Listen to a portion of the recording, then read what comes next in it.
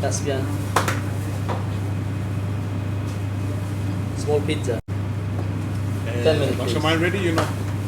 Thank you. سڵاو لە بینەرانی بەڕێزی کەناڵی بیکەیفۆ ئەم کاتتان باش ئەمڕۆ هاتوومەتە شاری بێرمینگام لە شەقامی دۆدلی ڕۆد لای کاک ئەحمەد ناسراو بە کاک ئەحمەدی پیتزا بۆ ماوەی 20 ساڵە لەم شوێنە ئیشەکات لەگەڵمان بن.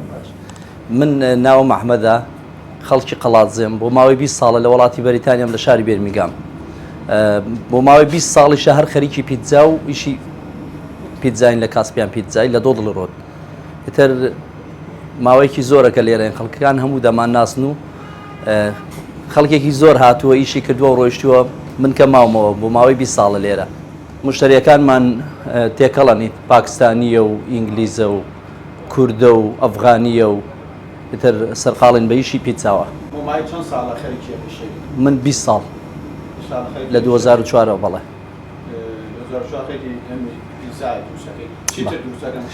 ئیتر پیتزامان هەیە بەرگرمان هەیە مریشکمان هەیە باڵمان هەیە. پیتزا خۆی ئیتاڵیە جۆری ئیتاڵیە وەلی هەموو ڕقم پیتزاکان دروست دەکەن هەموو نەوع پیتزایەکان ئیتر بە کالیفۆرنیاوە بە مێکسیکانەوە بە ئێرانیانەوە و ئیتاڵیە و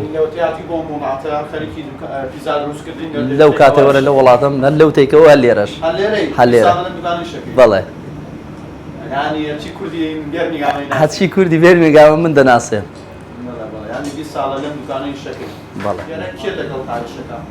لێرە ئیتر جەماعاتێکی کوردمان لەگەڵە ئەفغانیمان لەگەڵا ئیتر تێکەڵین میکسی زیاتر بڵێن ئەو مشتریانی کەین گوێرە داخوازیان لەسەر چیە خواردنەکەن؟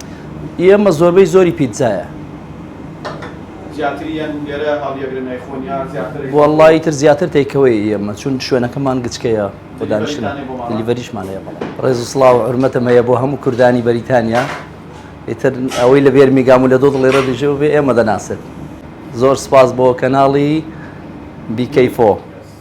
Yes, brothers. Come down to Caspian Pizza. Best pizza in the whole of Birmingham. Can't beat the prices, can't beat the taste. Especially this brother Ahmed. Best person to deal with your pizzas, trust me. We work here on Caspian Pizza. So me and Ahmed, Kaka Alan, Kaka Musa.